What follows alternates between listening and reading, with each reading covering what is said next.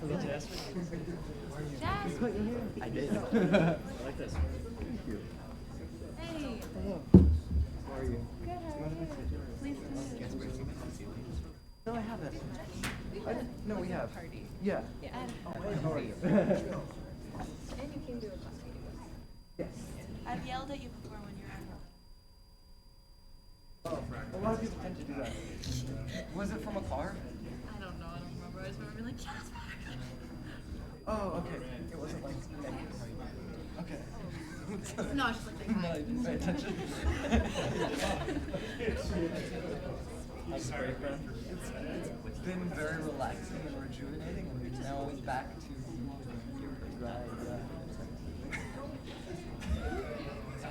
Maria said she talked to you when you were just about to start class. Yeah. On a picture that was kind of reminiscent.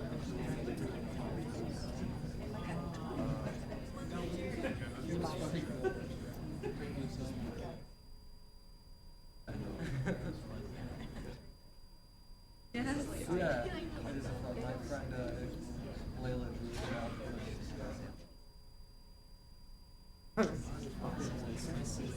Yeah.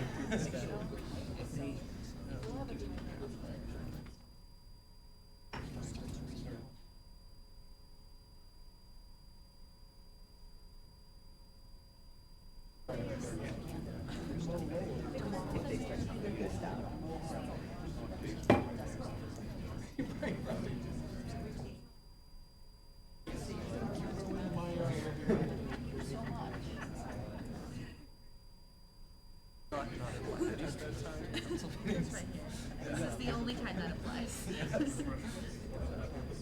have not.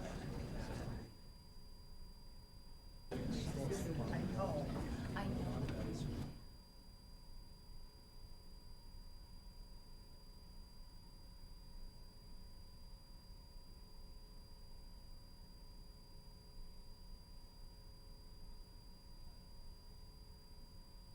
What's up?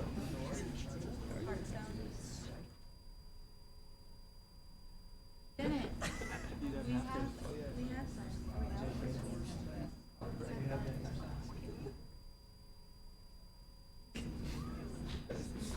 Hey, Neil. Good to see you.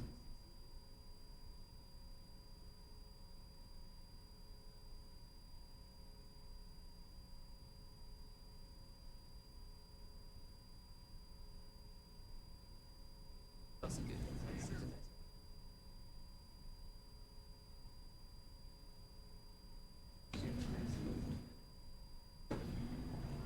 I always get asked that.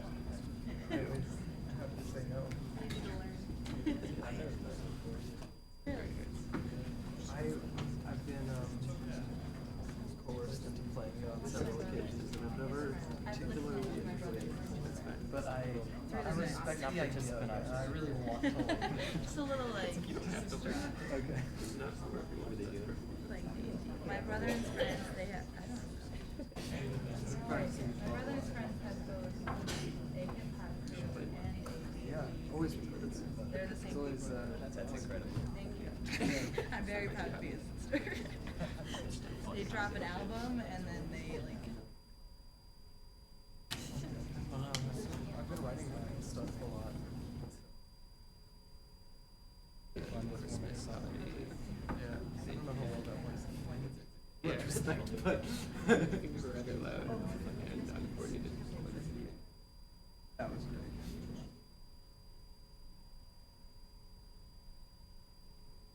Yeah, my tutor that was there. But she can do. Now we have students coming from campus. Yeah, that's true. Climate action plan. Just got him a little keyboard. It's got like on camera. Yeah, and then you can do the button. Yeah, the one that.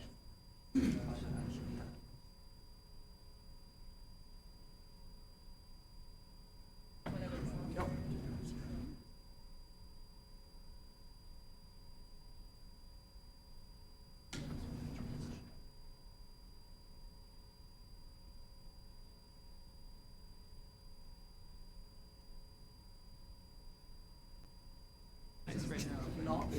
Like goes from like.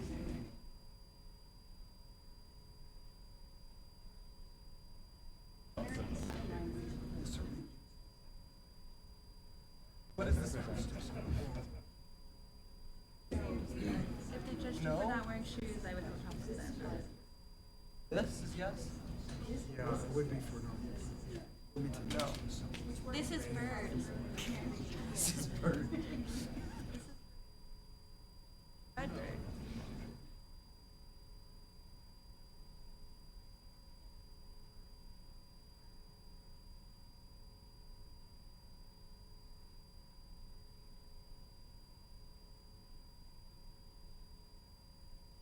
Yeah.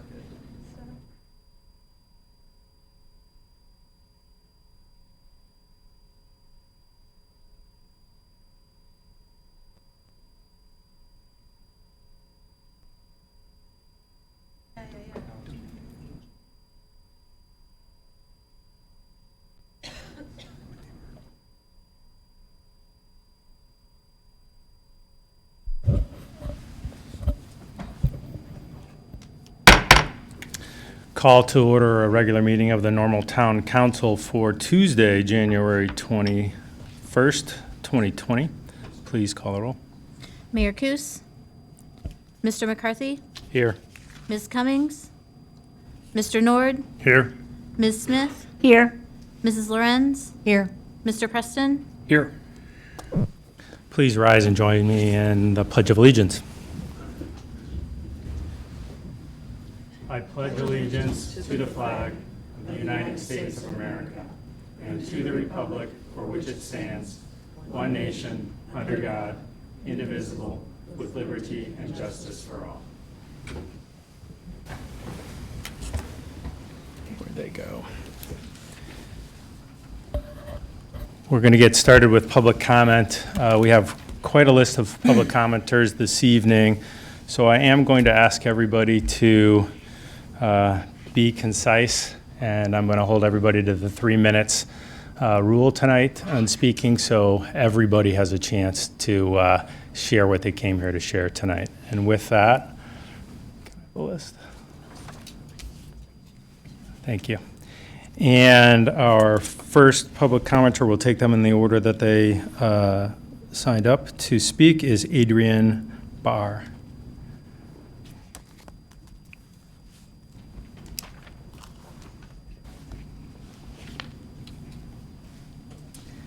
Good evening. My name is Emily Petrie. I'm a staff attorney at Prairie State Legal Services, and joining me today is Adrian Barr, the managing attorney at Prairie State Legal Services. Okay.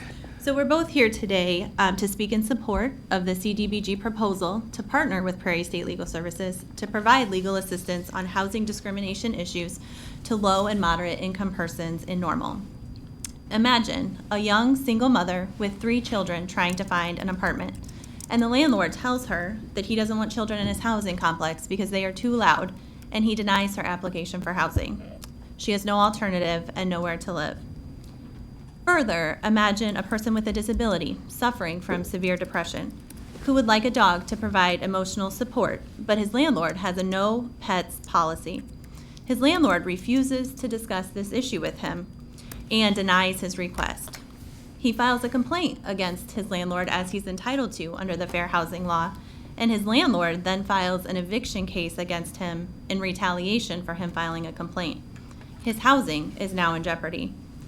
These are just 2 examples of many showing how housing discrimination can affect people's lives and their ability to find and maintain housing. As you know, there is significant need for legal services on housing discrimination issues at a local level. As a part of planning for the CDBG funds, the Town of Normal, the City of Bloomington, and the McLean County Regional Planning Commission conducted a citizen survey, a very thorough and helpful survey that showed that a majority of African American respondents, a majority of renters who responded, and a majority of persons between the ages of 18 and 24 who responded all believe that housing discrimination exists in our community and is a problem in our community. So what will Prairie State Legal Services do to help? Prairie State will conduct outreach to client groups and service providers to educate about housing discrimination and fair housing rights. We will also advise clients who've experienced discrimination in housing of their legal rights. We will investigate claims of housing discrimination through testing, sending in testers to gather information about a landlord's compliance and how they treat people, a landlord's compliance with fair housing laws and issues, and how they treat people based on the protected characteristics under the Fair Housing Act. We will also represent clients in negotiations with landlords to attempt to resolve these issues, and if those attempts to resolve issues are unsuccessful, represent clients in filing complaints with HUD, with the Illinois Department of Human Rights, and in circuit court. Housing discrimination exists in our community, and there is a need for legal representation. We hope to help meet that need. Thank you for your time.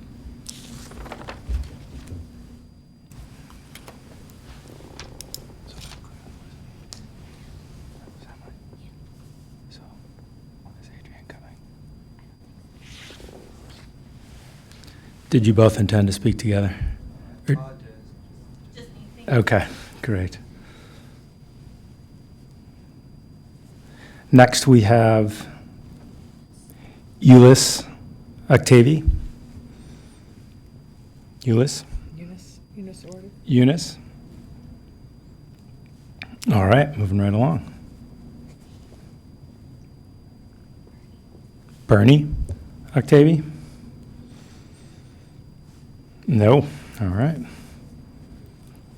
I'm going to make a guess that Deborah Octavie is probably not here if the rest of the family has not been here. All right. We have Radiance Campbell. Excellent.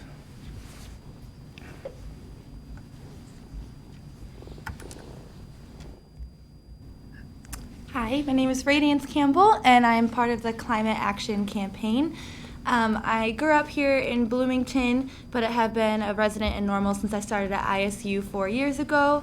And tonight I just want to tell you a little bit about my personal story when it comes to extreme weather, which is what our group will be presenting on tonight. So over the summer, I work for ISU as a preview guide. Part of that deal means they put me up in the dorms for student housing. So I was living in Hewitt, Manchester.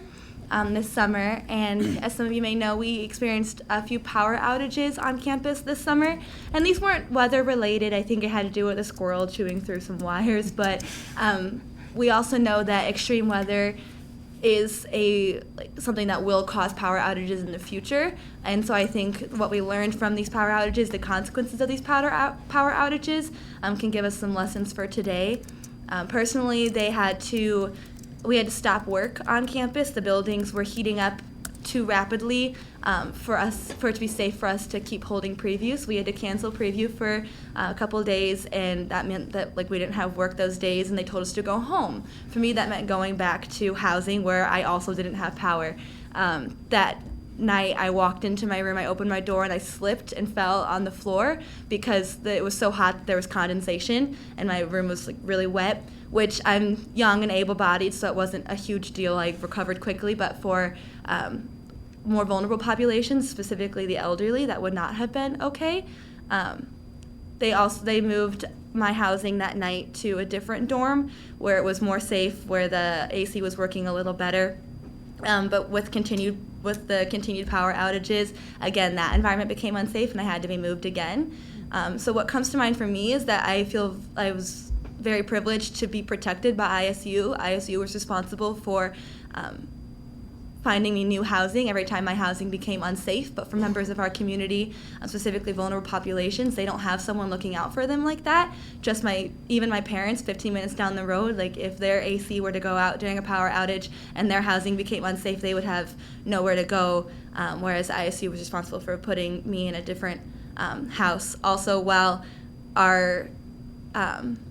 we had no work on campus, us preview guides, it was not safe for us to go to work. It was also not safe for us to go home because we lived on campus. So we were just kind of made to loiter throughout the city during the day until we could come back at night, which for students, that wasn't too big of a problem, but I imagine if I had kids in tow or if I needed to go to work and my kids needed a safe place to go, for those kinds of populations, that would become a huge problem very quickly. For me, I feel my city is responsible for having a plan in place when things like this happen, and currently neither Normal nor Bloomington have an extreme weather plan in place to protect us from extreme weather like what happened in my situation at ISU last summer. And so I'm asking that we adopt the extreme weather plan that we're going to present today. Thank you.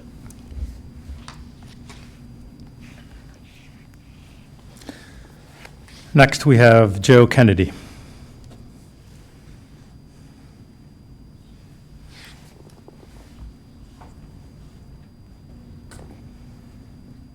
Hello, my name is Joe Kennedy. I'm a student at ISU, as well as a member of the Climate Action Campaign. I'm also here to talk about my own personal story. So, the Climate Action Campaign is sort of plugged into the global climate action, climate movement. Where it resonates with me personally is my mom and her family all grew up in Pekin, Illinois. You might be... Excuse me, I'm going to ask you guys to put your signs down. Thank you. Please continue. So, yeah, they grew up in Pekin, Illinois. The Powerton coal power plant is there. There are high rates of asthma there. My mom has asthma. Her family has asthma. I have asthma.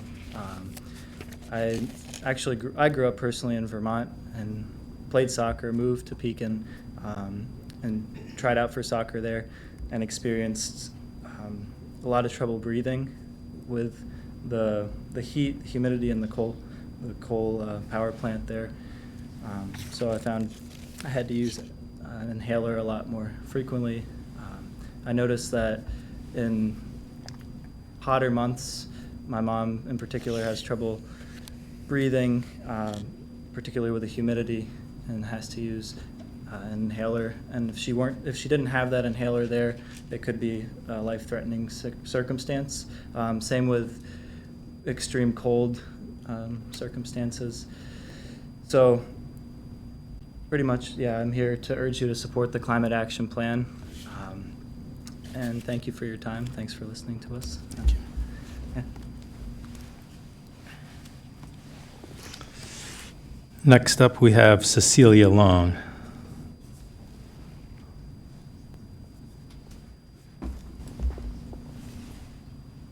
Hi, my name's Cecilia Long. I've been a community member since 2014, and I'm currently an infrastructure project manager and a life coach for students at Heartland Community College. I'm also a lead organizer on the Climate Action Campaign and have had a chance to meet with a few of you council members already. I'd like you to close your eyes for a moment, if that's possible. I want you to take a moment and think about how you felt coming into this space today. Most of you, like me, probably left your house, walked to your car, drove here, parked, and then walked again outside for a moment, and then entered this space. Right now, temperature feels about 12 degrees, and the amount of time you and I spent outside was probably only a few minutes. And for some of us, even that may have felt pretty uncomfortable. Now, I want you to imagine that it's close to negative 20 degrees. Being outside is more than unbearable, it's life-threatening. And on top of all that, you don't have a heated house, you don't have a car, you don't have any money, and you're not welcome to be in public spaces for very long unless you plan on purchasing something. You don't know where you're going to sleep, and right now it's getting darker and colder. Regardless of how you came to find yourself in this situation, it is your reality and you could die. You can open your eyes now. This very situation happened for many people last winter. Last year I took a job at Path Crisis in their homeless services department as a program coordinator. It was during the polar vortex of last year I realized just how little our community has done to make sure that people aren't suffering and dying in the extreme weather. The 2 shelters we have in our town are not able to keep up with the amount of homeless people in our community. They enforce rules that make it difficult for children and families to stay sheltered together, as well as populations that struggle with mental health issues and substance abuse. If you'll remember, the polar vortex was later in the winter. Path had already been shelling out money to put people in hotel rooms to make up for the lack of shelter space. The demand was so great that we ran out of money and were forced to shift our focus to staying afloat, to the point that there was rumor we might have to shut down homeless services altogether. We called on you, the city, police and fire departments, and libraries, but no one could help. There was no plan in place. Still, we did our best. We sought out our clients. We knew the shelters rejected. People came in drained, desperate, hungry and cold, and we knew that even if we were able to give them a place to sleep for a night or two, it would be cold again soon, and we would still be without resources. This is unacceptable. How is it that we live in a community that's packed with academics who study the problem, businesses that turn over extreme amounts of wealth, and yet we cannot keep members of our small cities from risk of freezing to death? For me, this issue is more than just a social issue or a global crisis. It's very personal. I lost my dad after he'd been chronically homeless for most of my life. We need to change our housing policy. We need to make sure that our safety net programs are fully funded. We need to take meaningful action on protecting our environment, but for now, we need to keep people alive. I'll be speaking at the presentation for climate action later on the agenda. Thank you.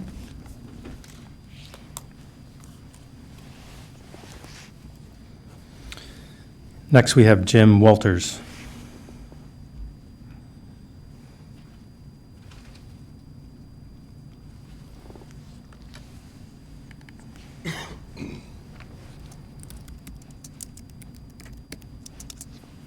Good evening. My name is Jim Walters, and I'm the Executive Director of Habitat for Humanity of McLean County.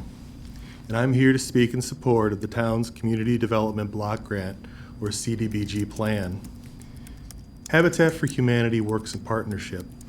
We partner with families, volunteers, the business community, and local government.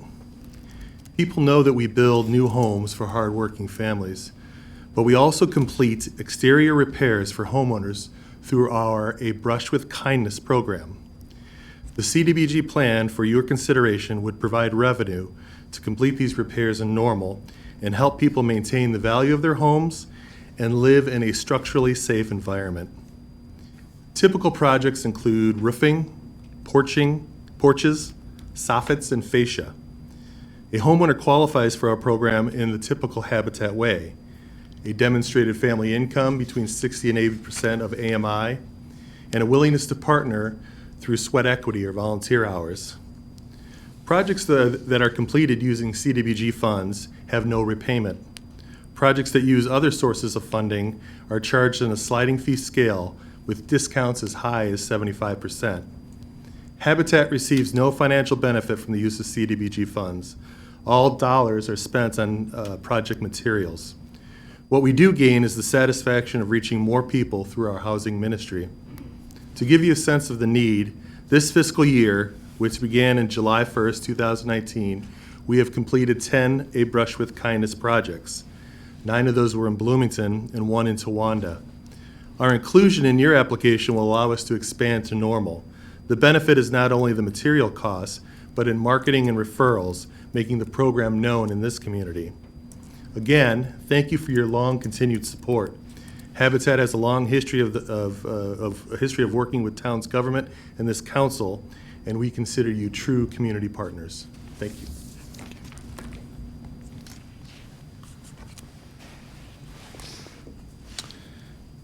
All right, next up we have Dawn Dannenbring. Dawn, I hope I got that close. You got it. Perfect. Yes, I'm Dawn Dannenbring, and I am with the Climate Action Campaign and also the Climate and Environmental Justice Organizer with Illinois People's Action. I've lived in Bloomington Normal for the last 35 years, and you're going to hear something later when the plan is presented about the Union of Concerned Scientists Killer Heat Report. And I just wanted to add something that's going to be missing from that report. I want to put it in context for Bloomington and Normal, for all of you. From 2000 to 2017, we had an average of 7 days a year with a heat index above 100 degrees. The Union of Concerned Scientists predicts that by mid-century, that number will be 41 days a year. And what I want to put into context for you is that is how many days a year of a heat index above 100 degrees right now that Houston, Texas has. So think about the climate and the weather of Houston, Texas, and superimpose that here in our community, and think about what that would be like. I have a daughter who has lived in Houston, Texas. She swam for the Normal swim team for years and years. She now lives in Houston. And last year in Houston, They closed down the public swimming pools, the outdoor public swimming pools, because it was so hot that it was unsafe for people to swim in those pools. So we really need a climate action plan. When it's too safe to cool off in the water, you're going to be hearing about, the need for water. When those things become unsafe, we really have to be planning for a future that it might look like that here. So I want to thank you for this time, and then I want to ask everybody that's here that wants a climate action plan, that is here for that reason tonight, will you all please stand? Okay, I think that speaks for itself. Thank you. Thank you.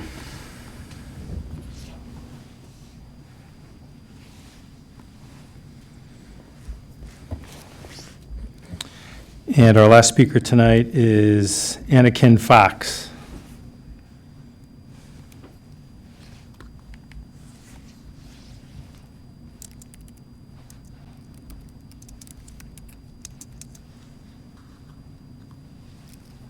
Good evening, council members. My name is Anakin Fox, and I am a student in town attending Heartland Community College, speaking here with the Climate Action Campaign.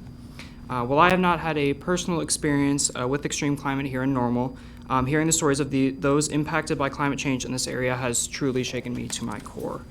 I believe that change needs to occur, especially by our town's council members and those directly, not necessarily directly affected. For that reason, I would like to continue to stress the importance and the urgency of the issues addressed tonight by the Climate Action Campaign. Thank you for your time.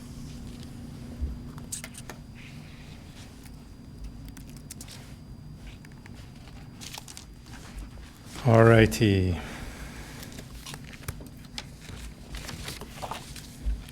Thanks everyone for your comments. We're going to move on to the omnibus agenda.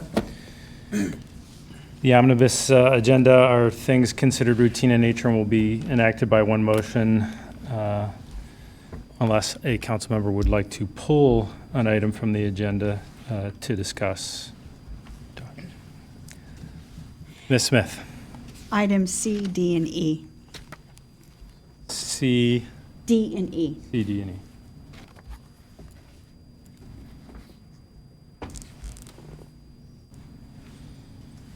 All right. Do I have a motion? I'll move to approve the remaining items on the omnibus. Second. Thank you. I have a motion and a second. Items considered on the omnibus agenda are the approval of the minutes of the regular council meeting for January 6, 2020, and a report to receive and file the town of Normal expenditures for payment as of January 5th, 2020. Please call the roll. Mr. Nord? Aye. Ms. Smith? Aye. Mrs. Lorenz? Aye. Mr. Preston? Aye. Mr. McCarthy? Aye.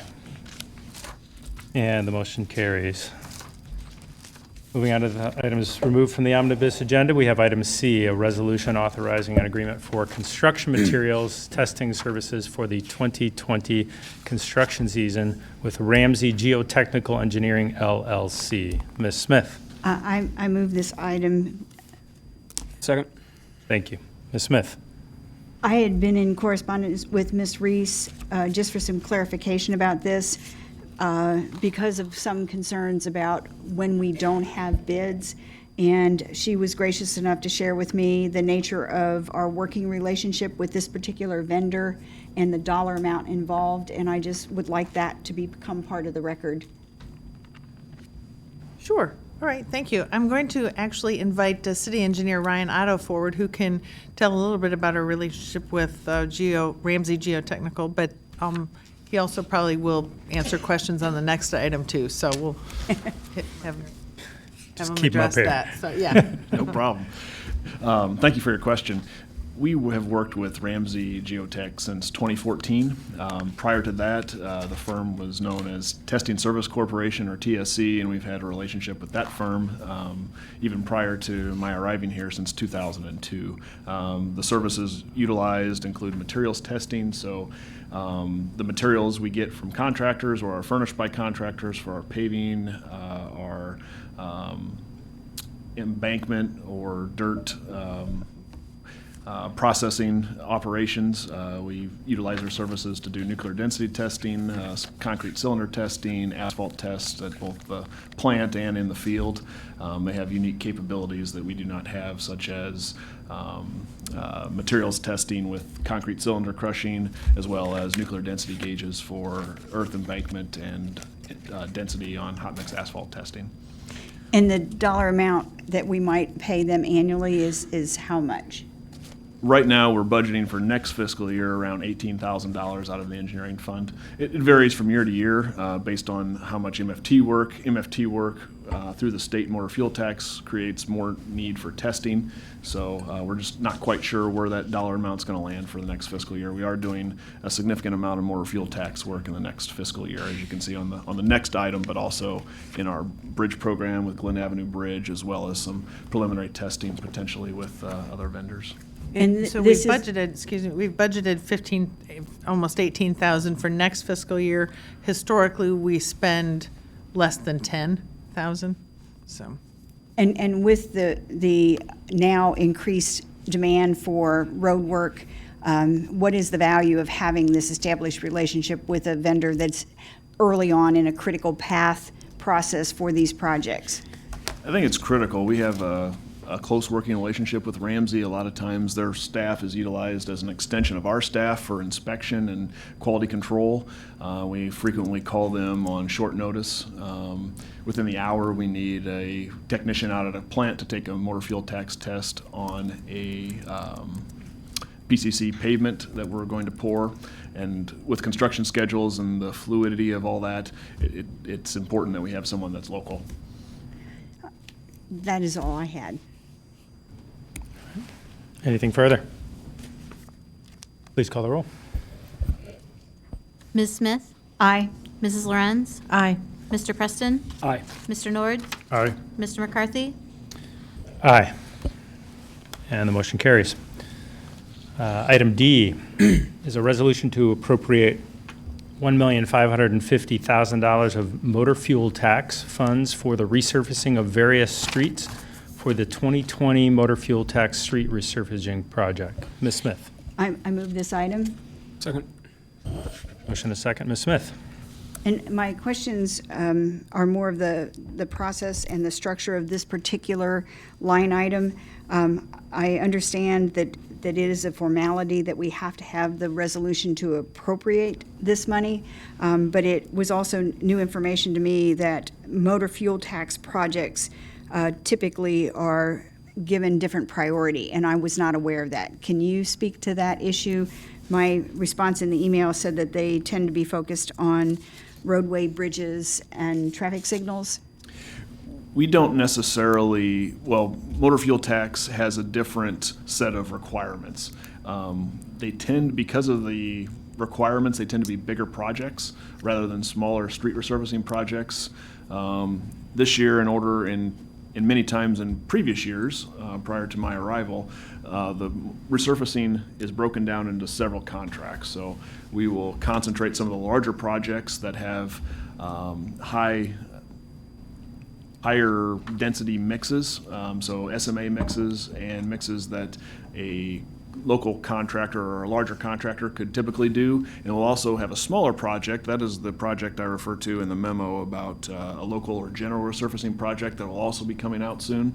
We try to package those up into similar type work, so potentially attract bidders from outside the area even to those projects. And so that's why you see the difference, as well as the dollar amount, because we could bid one contract, but then we have to do motor fuel tax testing and requirements for the entire dollar amount, whereas we really only need to do and expend those testing funds and the staff time that it takes for the portion that's attributable to motor fuel tax.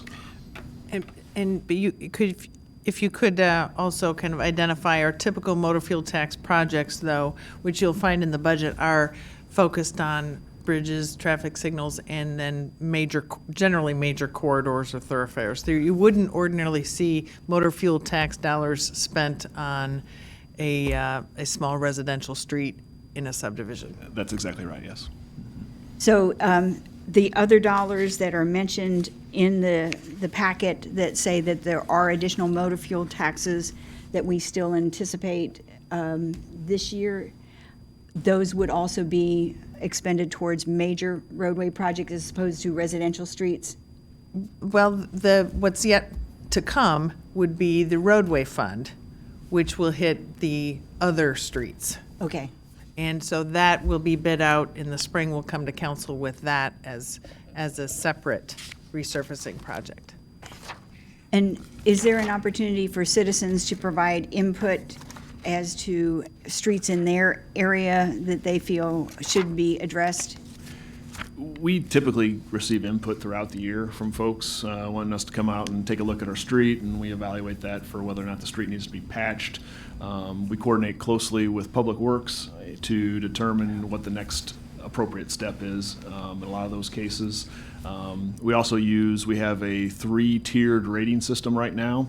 In our budget work session last week, I mentioned that we are hoping to begin a holistic look at all of our streets this coming year through the IDOT grant we received. So we hope to get a rating system that's all on the same plane that will give us a better sense of the condition of our streets, but also help us prioritize and determine an appropriate funding level as we move forward. That's the goal of that project. So as the town of Normal has done with its sewer system and the use of cameras to be proactive and identify problems before they occur, the current operating budget that is projected for next fiscal year includes funding for a street inventory to provide that same mechanism for being proactive and addressing needs in a logical and consistent fashion? Yes, ma'am. Okay. Ms. Lorenz. Well, along the lines of what I think Ms. Smith is speaking to, I'll give it some airtime here that the roadway fund, when that does come to us for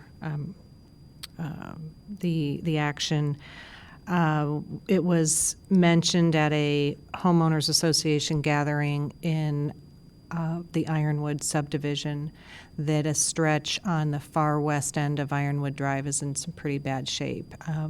So to the point of, how do residents maybe make their concerns known? I think those of us here on council are certainly welcome to receive emails, as I have gotten, and will be forwarding to Ms. Reese to share with your department pictures and so forth. So while I applaud the rating system and so forth, I think the qualitative information can be useful as well. And so I would hope that would be taken into consideration. If you want to add anything to that. Okay. Okay, absolutely. I would also note there is a reporting tool on the town website for potholes, street conditions as another avenue as well, just as a point of reminder. Mr. Nord. There we go. So to add on to the talk about the street grading system, I would ask that whenever we do grade the streets, if that could be published on the town website somewhere so the public can see which streets are at what grades, so everybody's aware. Our hope is to get the information in a deliverable GIS app, which would then be essentially a color-coded map that folks could pull up and look at, see where their street ranks, among others in an area, along with throughout the town. So it'd be pretty visual, is our hope. I think that will be welcomed by a lot of people. Anything further? Please call the roll. Mrs. Lorenz? Aye. Mr. Preston? Aye. Mr. Nord? Aye. Ms. Smith? Aye. Mr. McCarthy? Aye. And the motion carries. On to item E, an ordinance accepting permanent easements in connection with the Glen Avenue Bridge Reconstruction Project. Ms. Smith. I move this item. Second. We have a motion and a second. Ms. Smith. The only reason I wanted to move this off the omnibus agenda, I wanted to go on record that there is no dollar cost associated with this, accepting the permanent easement, that it is a transaction that is a formality, but no dollars are changing hand, and I just need some confirmation for the record. That is an accurate statement. Thank you. Anything further? Please call the roll. Mr. Preston? Aye. Mr. Nord? Aye. Ms. Smith? Aye. Mrs. Lorenz? Aye. Mr. McCarthy? Aye. Next, we'll move on to items of general order. We have one this evening. We have a resolution authorizing the filing of the town's community development block grant for the 2020 to 2024 consolidated plan and action plan for the program year 2020 through 2021. Move approval. Second. I have a motion and a second. We have a report. Yes, I'm going to invite Taylor Long to, there he is, okay. Taylor Long to come forward. Taylor's prepared to answer any questions council may have. This really has been something that we have discussed for at least the last few months with council, have had a number of public meetings, lots of input, and obviously lots of public comment tonight. So Taylor, I'm going to turn it over to you, and you can introduce where we're at. Sure. Thank So you. I guess first, thank you. And I just first want to thank all of our partners that spoke tonight and are here in the room, and everyone that's been involved in the process up to now. It's been a truly collaborative effort and just a great deal of input. And for them to come here tonight and speak in favor of it says a lot. So I'd like to thank all of them, and they were much more well-spoken than I usually am. So with that, I'd just be happy to answer any questions you have. We've talked this to death for months and had a lot of public meetings and public hearings, and so just want to answer any questions you might have at this point. This is the kind of final formal approval, and so after tonight, as soon as we're able, we'll file this with HUD, and then after that, once the program year begins on April 1st, we'll get the ball rolling, and then we'll see when funds get released after that, which is usually late summer, and from there, we'll just start getting to work on different programs that we've outlined for you. Ms. Smith? Taylor, I just want to commend you for all the work you and Ms. Davis have put into this, because you have provided a lot of opportunity for community involvement in the process. If you could simply confirm the time period that this plan will cover and all that went into creating the final components of the plan, how will you now report on the funding and the projects as they are implemented? Sure. And so I'd add to your list of thanks Lauren Gibson with the McLean County Regional Planning Commission. She did, frankly, more work than the rest of us too, putting all this together and manning all of these different events. So I just want to give her credit too. But as far as what these plans will cover, the 5-year plan will cover program year 2020 through to the final year, the 5th year of the plan, the program year 24. Each year we'll come back to you with an annual action plan. The year 1 action plan for a 5-year plan just is rolled in with this, so it's all, you're seeing that tonight too. But each year we'll come back to you, and it'll usually be around this time of year, and then in May of each year will come, there'll be a 50-day public comment period and a public hearing that'll be held for the CAPER, which is basically the year-end report. So that gets submitted to HUD as well, and so that's just a summary of everything we said we'd do and where we ended up. And so got to justify if you're short, or if you exceeded, then pat yourself on the back, I guess. But so that's kind of the run of things. That's how it would go year to year. And how cumbersome is it to amend it at this stage, which speaks to the importance of getting involved at the right time? Sure. So it's not, I wouldn't say it's terribly hard. It's all outlined in our citizen participation plan, which is what kicked all of this off more than a year ago, I guess. But basically, it's more of a consideration of time. So when you have an amendment, a program you want to add, or move a significant amount of money around to a different project, or amend one significantly, you just have to hold a public comment period, 30 days, have a public hearing, the staff time ahead of that, determining what you want to do and how you'd fund it. So after the public hearing then and the public comment period, it comes back to you for approval. You'll recall we had an amendment about a year ago. That was to wrap up our last 5-year plan. So it comes to you for approval, just like an annual action plan or this tonight. And then from there, it's sent to HUD, and I think they have anywhere from a month to 2 months to get back to us. So depending on what kind of project you want to add to a plan, you really have to consider the amount of time that a process like that takes away from something you'd want to do. So a plan ahead, I guess, is you go about it. Thank you.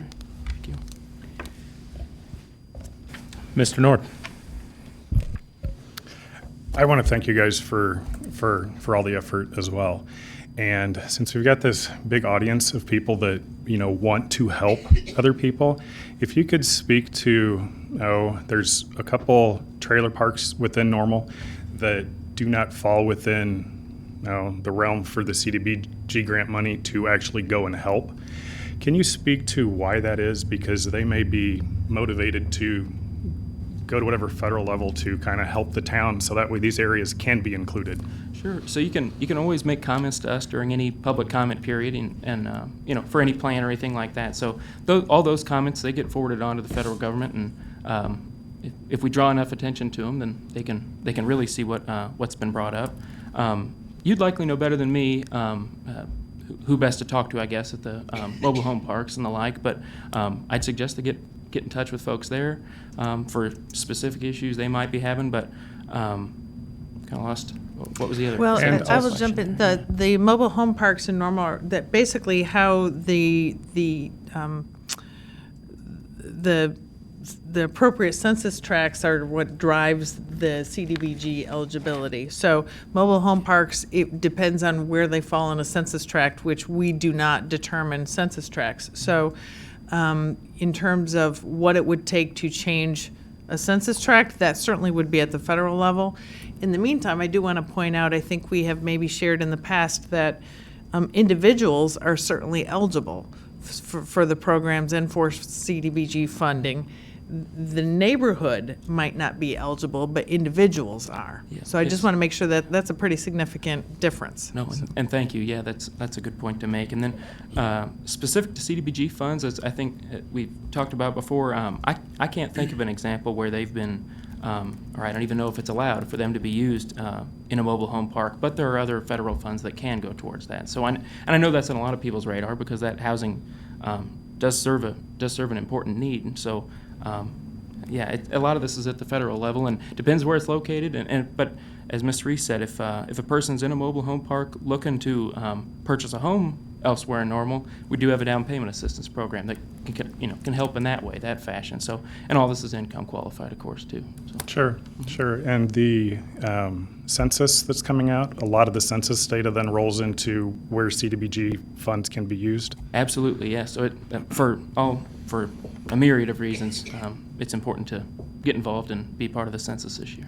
Sure. So tell all your friends to fill out the census. Yes, please. Thank you. The one thing I want to add before Mr. Long leaves the front here is I do want to express to council that he has become quite an expert in the HUD program and in CDBG administration, so I do appreciate all his efforts.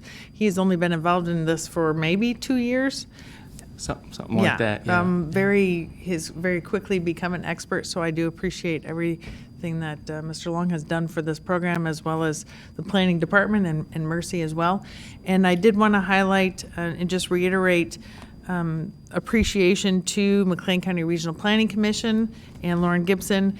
And I did also want to point out briefly that the new Regional Planning Commission Director, Ray Lai, is in the back, so he can wave, and hopefully council can make contact with him soon and introduce themselves. We are excited to have Ray in the community and with the regional planning team. But we're very blessed to have a great relationship with McLean County Regional Planning, and we rely on them closely for a lot of things. This is another example of a strong partnership with them, so we do appreciate that. I'll just add my voice of thanks, Taylor and team here and Regional Planning in the City of Bloomington for all your work. And one more opportunity to plug, get involved in the census. It means a lot for a lot of reasons. This is one of them. Thanks. Kim. Ms. Smith. Could you just restate what determines whether or not you get counted in normal census, even if you're an ISU student? Well, I'm going to actually defer to Mr. Hanson. It's a great opportunity to talk briefly about the census, which is coming up. This is a very high priority for Normal, Bloomington, McLean County Regional Planning Commission, Illinois State University. Lots of individuals are focusing on census preparation because counting people is incredibly important. The motor fuel tax dollars that council just authorized is a perfect example. The motor fuel tax funds we receive from the state are on a per capita basis, so counting people matters. And I will defer to Mr. Hanson about counting ISU students. Sure. At its simplest measurement, the federal government wants to know where you live on April 1st of the census year. That is the determining factor. So students that are here, they're here on April 1st. They live here. That's where they're counted. Obviously, they know. And we're part of a larger consortium of communities that have universities in their town. Those student bodies do turn over, so the fact that they're counted on April 1st of 2020 does not mean they're going to be here all 10 years, but there is going to be students here all 10 years. And so they are here, they are utilizing our services, and they are to be counted here just like any other individual that's, whether they own a home, rent, they're here temporarily for whatever work or particular service, but in the end, the measurement is where do you live on April 1st of 2020? And if the answer is Normal, Illinois, regardless of what your reason for being here, if this is your primary residence, you are to be counted as a resident of Normal, Illinois. Thank you. So ISU students, share with your friends. Excellent. We have a vote, don't we? Yes. Please call the roll. Mr. Nord? Aye. Ms. Smith? Aye. Mrs. Lorenz? Aye. Mr. Preston? Aye. Mr. McCarthy? Aye. And the motion passes. Moving on to our final item of new business. It's not a voting item, but it's a presentation from the Climate Action Campaign on Community Issues. And Ms. Reese, if you'll introduce our presenters. Yes, thank you. Coming before us this evening is Bill Rao and Cecilia Long, and one guest whose name I don't have, so I'll let you introduce yourselves. But back in late fall, staff had a conversation with representatives from the Climate Action Campaign, and they asked for an opportunity to speak with council. And I know some of you have had a chance to talk to some representatives of the Climate Action Campaign, with the discussion topic being how do we respond to extreme weather conditions. So this is an opportunity for these individuals to share their thoughts and plan ideas with council this evening. So I'm turning it over to Bill. Hello, council members and everyone else here today. Sorry, I'm presenting facing away from you. My name is Jake Van Woeveleer. I'm also on the organizing team for the Climate Action Campaign. I'm a student at ISU. So today we'd like to present about protecting our community during extreme weather. So first some background on who we are as an organization. We're a group of concerned citizens, community members, who came together after September 12th forum titled Killer Heat Waves, which outlined coming heat waves that will happen because of the climate crisis. On September 20th, me and a couple other students organized Fridays for Future climate strike in Uptown Circle, which had about 300 community members attend, demanding climate action. And then subsequently on November 9th, we had a story sharing session at the Wayman AME Church in Bloomington for people to develop their own personal stories on how they have been personally impacted by extreme weather. Our mission as the Climate Action Campaign is to organize, to demand local decision makers take urgent action to prevent suffering and loss of life for those who are most vulnerable to extreme weather, and to wholly invest the necessary resources and energy for the survival of our community and planet. So the problem that we're facing as this climate crisis worsens year after year is that we'll be facing bitter cold and brutal heat. Currently, neither Bloomington nor Normal have an extreme weather plan to protect frontline communities that are already feeling the effects of climate change. These frontline communities include homeless and housing insecure people, people of color, older adults and young children who are not able to cool off as easily. So in our community, we have about 5,000 people who are housing insecure and lack air conditioning, who would be vulnerable when these heat waves come and who are not safe in their current situation. I'll pass it off to Bill now. Good evening. My name is Bill Rao. We'll take a quick tour through some climate science.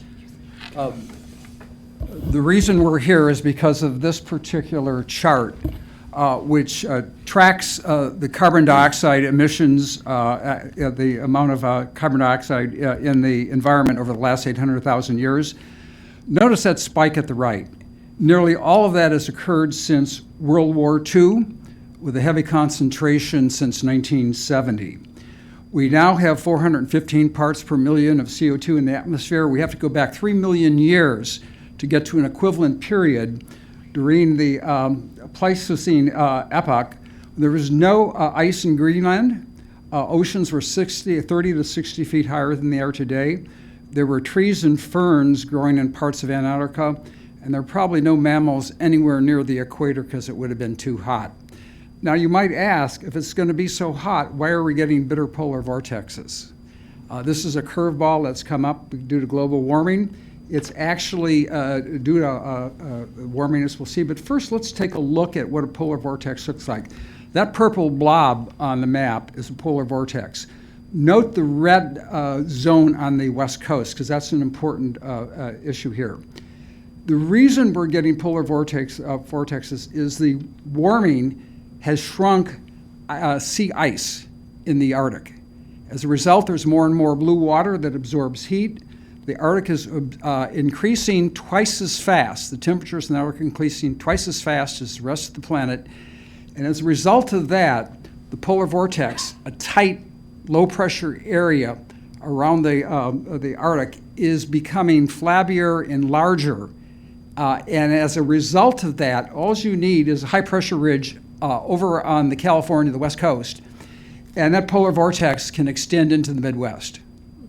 And so this is actually due to global warming. And what's really crucial here is that if you look at where deaths occur due to extreme natural hazards, cold is the #1 killer right now. And if you take cold and heat together, your temperature extremes, they kill more people than all other natural hazards combined. Hurricanes, fires, tornadoes. The others don't even come close. So that's our problem here. Now, if we have a second question here. The state of Illinois discounts heat waves. And so the question is, if the state of Illinois discounts heat waves, why are we so sure that we're facing these killer heat waves? There are a couple of reasons. The way the state assesses heat waves is they look in the past for 50 years, see what's happened in the past for 50 years, and they use that to project what's going to happen in the future. Now, how many of you drive down the road by looking through the rearview mirror?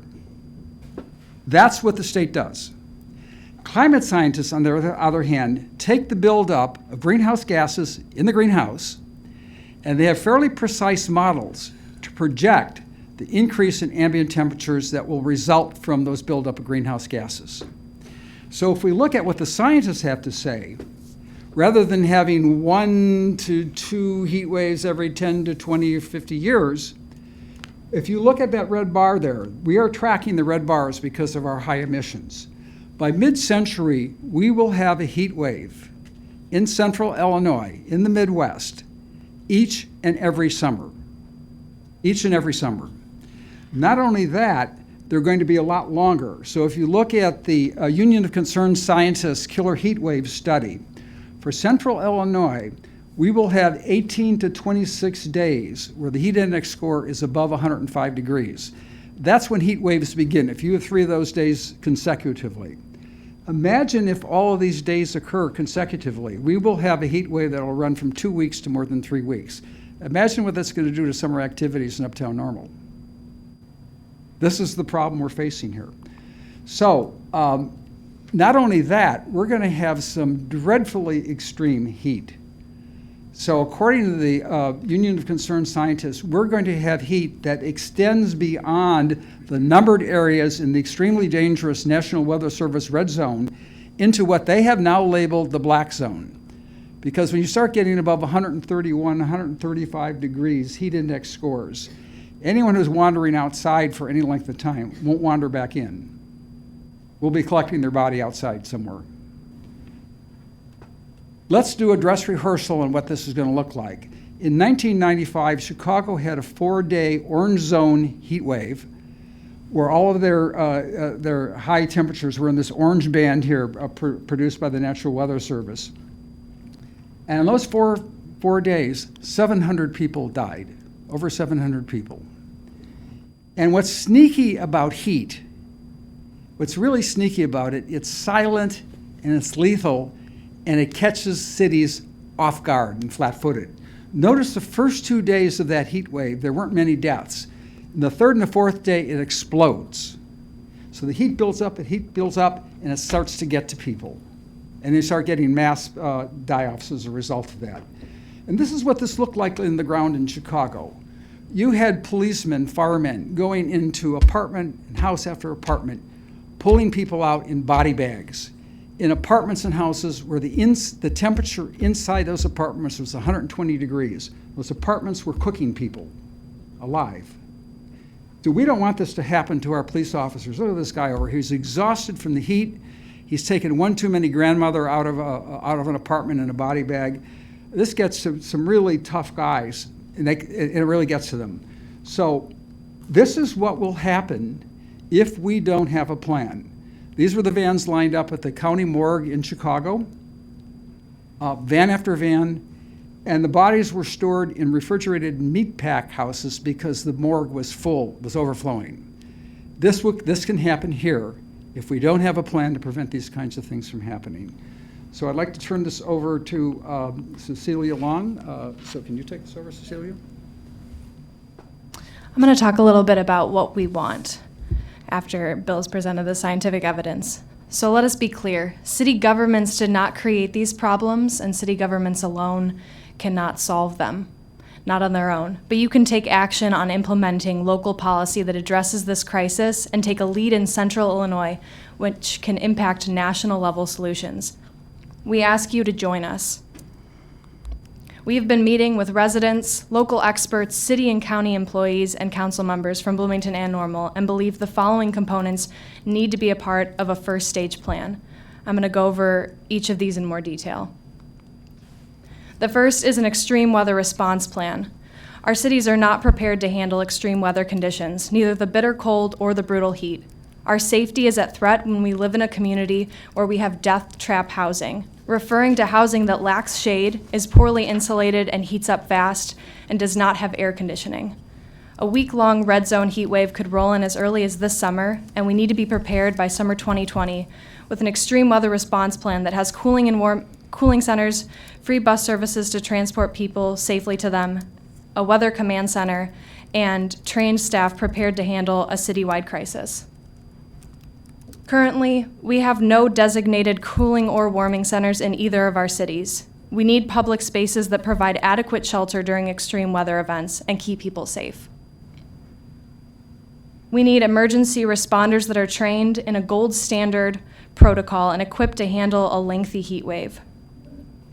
The second component of our plan, we believe water is a human right. Water shutoffs compromise the safety of our neighbors. We want to ensure that everyone in our community has equitable access to water and work towards implementing a program that can provide for the gaps caused by the economical injustice that many of our residents face. In the summer, we cannot afford to have water shutoffs because this costs lives. We'd like to make sure that water shutoffs are not allowed during the summer months when it's extremely hot.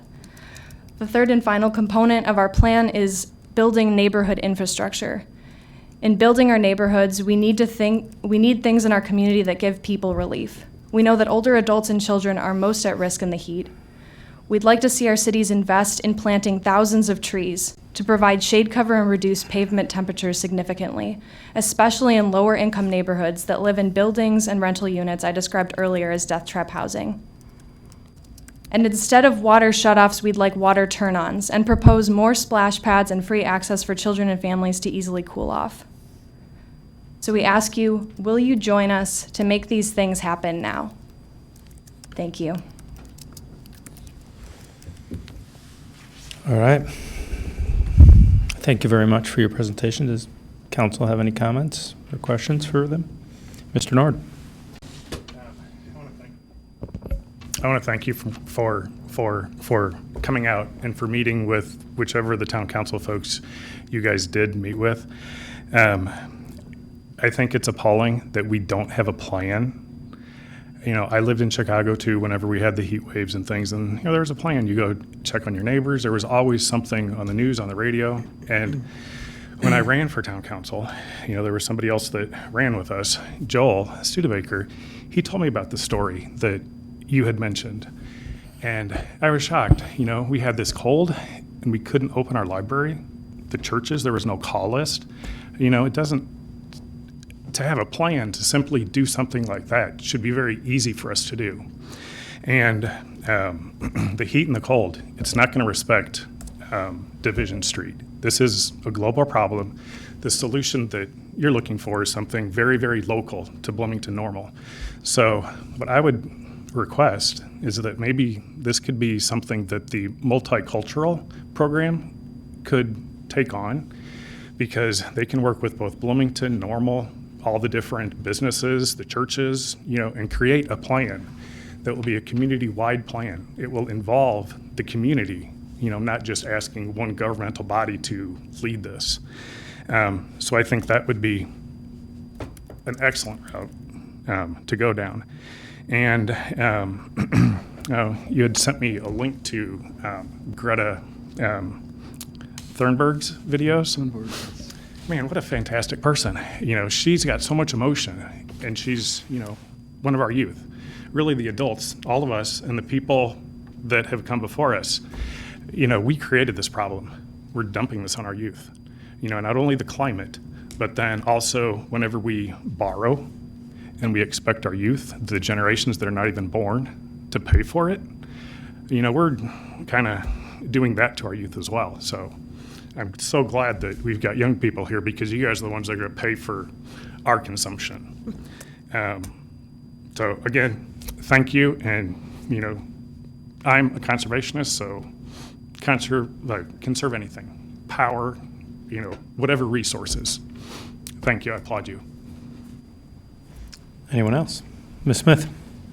I was able to meet with this group yesterday, and one of the things they mentioned about the importance of trees, and I understand the town has scheduled a tree inventory. Is that at this time restricted to trees on public spaces? I believe so. Mr. Damery is nodding yes. That tree inventory is grant funded, and it will be underway. We will actually be coming to council, I think, with a vendor to perform that service, and it does cover trees on public property. Is this group mentioned, and you have some... Could I recommend doing a tree canopy analysis from 1940 to 2020? I believe that Illinois State University has the aerial photographs to allow something like what's called an iTree analysis. It's a contemporary software that you can use Google Maps, and you can actually get an analysis of the entire town. And that would give you a baseline, because most communities in the United States, tree canopy coverage has been declining, which would be most unfortunate if that were also true in Jesse Fell's hometown. We need to know what's happening over time, and that shouldn't cost much to do. And we also need to know what is the optimal level of tree coverage in the town as a whole. I don't know what that number is, but it would be nice to know where we are and where we should be. And finally, you know, green infrastructure takes 25 to 50 years to come online. So if we're looking at really severe heat, extreme heat, mid-century, the time to get those trees in the ground is now. And so I could see some kind of collective mobilization in this town that would involve the university students at the universities, where we would have Arbor Days, where we put a lot of trees in the ground quickly, and then we care for those trees over the next couple of years. I believe there are, 5 people in the horticultural department of the town. That's not enough to get this job done. The city is going to have help from others to get it done. Right. We have a horticulture crew and we have forestry as well. So, forestry. yeah. Yeah. But you're right. We certainly would need a lot of people to do that sort of thing. Certainly we can consider the assessment, the tree canopy evaluation that you recommend, but that would be different than the grant-funded tree Right. inventory that we're talking about, but we can certainly add that to the list. I do want to point out and remind council, we actually have had a tree planting requirement for commercial development in the zoning, in our zoning code for quite some time in a much greater capacity than many downstate municipalities. Can we do better? Absolutely. We've always said that, but we at least feel like we have incorporated some planting requirements in our zoning code much earlier than many municipalities, so.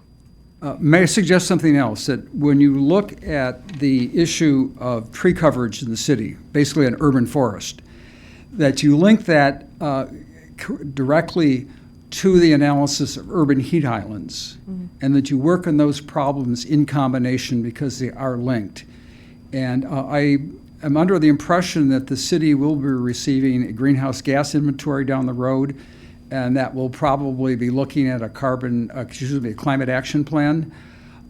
So I would hope in that section you would look at those, and that one of the issues you would consider is a reconfiguration of parking lots for lower cost permeable pavement, and there's ways to do this for fairly cheap compared to the more expensive versions that exist now, that would also allow the planting of large shade trees in parking lots, because the water would sluice right through the surface and it would feed those trees. And the shading would prevent the huge kind of heat buildup that we get with blacktop. If it's 87 degrees outside, blacktop will hit 140 degrees. And it's going to get hotter than that. So we need to weigh, if you don't want to kill off commerce because people won't come downtown and park, we have to do something about urban heat island effects in conjunction with trees at the same time.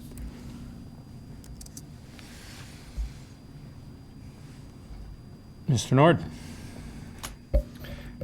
One other piece about the trees, I would like the town to kind of recommend to people what types of trees do grow good or grow well in our environment. The state has got saplings that they sell every year, and they're, dirt cheap, like pennies. And, they're very, very small, but that's something that anybody can do. We don't have to have horticulturists plant every tree. I would recommend, however, the USDA and tree experts have come up with a list of trees that will be most adapted to the climate at the end of the century. Some of the trees we have now are not going to do well, such as sugar maples. And ISU just planted some river birches at their new addition. I don't think that was a particularly wise decision. We should pick trees that will be tough as nails, prairie hardy trees that will survive under extreme weather conditions. And some trees are better at that than others. So we need to think of a diverse variety of trees, not just plant ashes, which are not too bright. We need a diverse stand of trees that are adapted to hardy, really harsh prairie conditions. Well, I'd just like to, whoops, do you have something? No, both, we've got. Oh, Ms. Lorenz. I just want a point of clarification.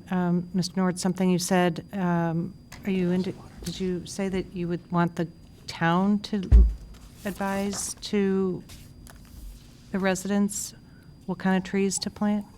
Yeah, recommend what type of trees will actually grow well in our environment. Maybe work with these folks. Somebody who is in that line of business?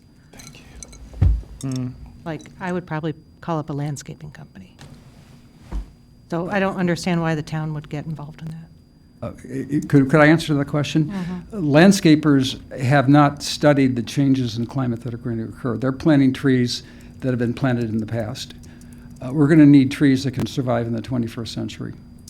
Well, wouldn't landscapers be, this is their business, so. Landscapers often plant basically trees from overseas and other areas and are not basically native to this area. Okay. Maybe I'll frame it as a question then to you. How is the landscaping industry coming along on this topic? You're addressing us as a government body, Yeah. but what about the business industry of landscaping and trees and all these things that we're just talking about? How are they being educated? I don't have enough background in the landscape industry to answer that question. I do know that in Chicago, for example, they're planting trees that will survive in the year 2100. Who's planting? The government? Chicago. The city? Yes, the city. And are they being advised by who? They've been advised by the U.S. Department of Agriculture and the U.S. Forestry Service that are experts in this issue. So the U.S. Forestry Service has an inventory on every tree in the United States and how well they will do towards the end of the century. They have a three-dimension characterization for each tree. Okay. Mr. Preston. Thanks. I've got a question more for staff. The cooling and warming centers is something that came up during the presentation a couple different times. And curious from staff standpoint, is that something that we have not in any regard offered for past, major climate instances, polar vortex or continual days of heat wave? Has there been anything like that the town has provided in the past? And then a second question being, what's required for something like that? I mean, in my mind, it would be just, in anticipation of an event, a week before, whenever people would have a feel for a major either heat wave or a cold spurt that could be dangerous on either end of the spectrum coming down the pike, the town then at that point designating, certain location or locations and trying to get the word out for those who would need it. I'm not.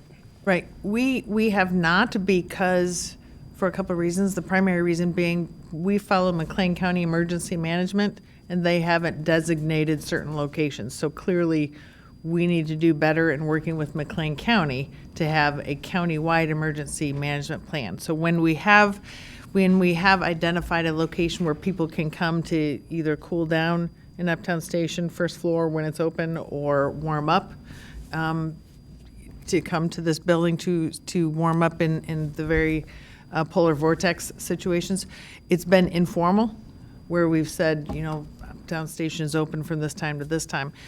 Because we don't have a coordinated plan, it would be more effective, I believe, for McLean County to have it countywide designated, predetermined, so that each of the sites are prepared to host under these certain extreme conditions, and in partnership with the American Red Cross. Things are dedicated and defined, but we have learned that we need to do better in terms of emergency response plan and a preparation plan. One of the things that we discussed when our group met, I believe in the fall, was not only is it, it's not as simple as saying Uptown Station is going to be open from X hour to X hour, or even the normal public library being open from X hour to X hour, or the community activity center, but it has to be more defined on who it can accommodate. Could it accommodate an individual and their pet? Where do pets fit in, and do you have predetermined locations for those sorts of conditions and situations? And so there should be much greater coordination and much more thought into determining a location. Someone who should absolutely be represented in the conversation would be Unit 5 schools. In the extreme weather, extreme heat situations in the summer, what are the opportunities for access to schools? They're not in school in the summer, so those sorts of conversations need to happen. Good. Yeah, I'm glad I asked. It's good new info. Thanks. All right.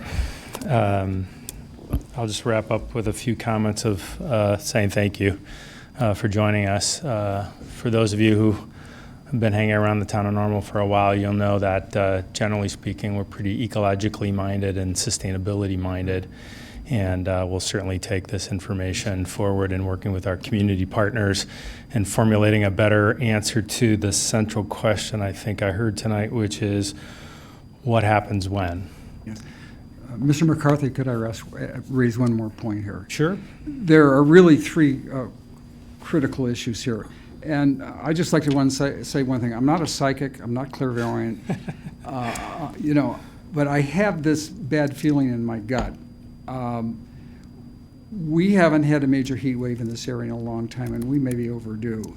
And if Mother Nature throws us a bad set of cards, we're not going to be able to play the hand now.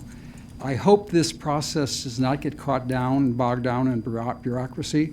We need three things before the next summer. We need some emergency cooling centers, and it's very important that we get codified rules across the cooling centers, but we really need them now.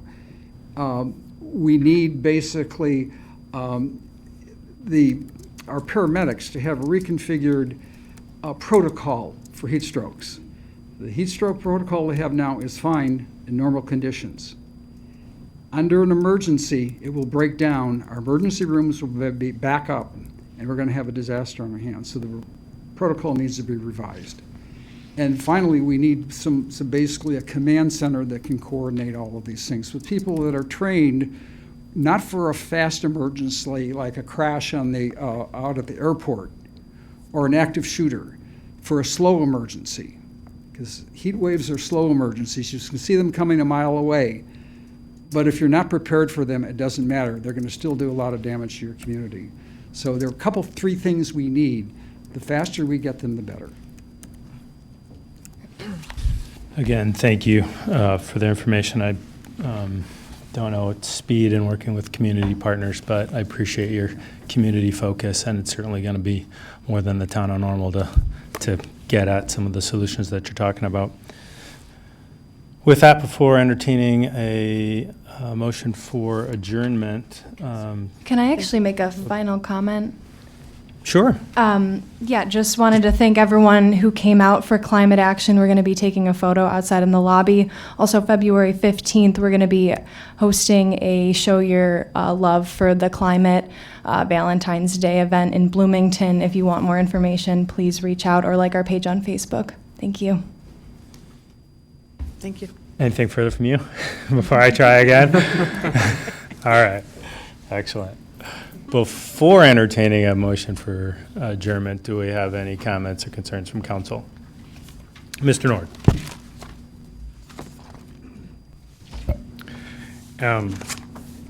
Citizen Summit, just have received the book for the, I guess, public release of the information from that.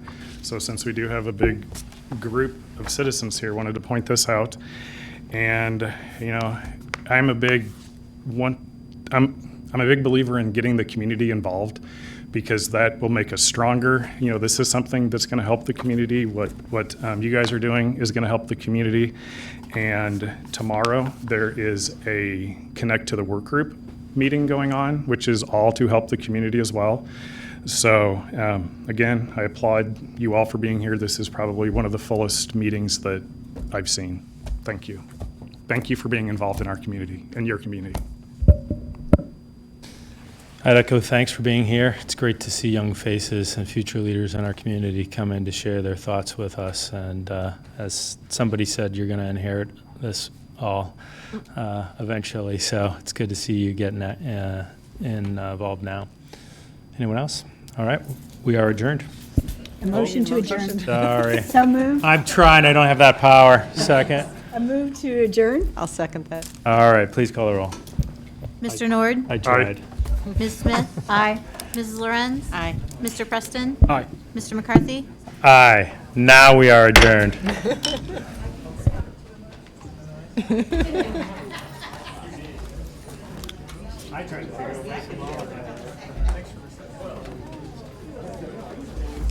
This I find very interesting, because we're going to put it on the website. We just got it today. Yeah. This document identifies every team member, every person that was at a team, and then what every team said. Yeah. Which is good. So you can see.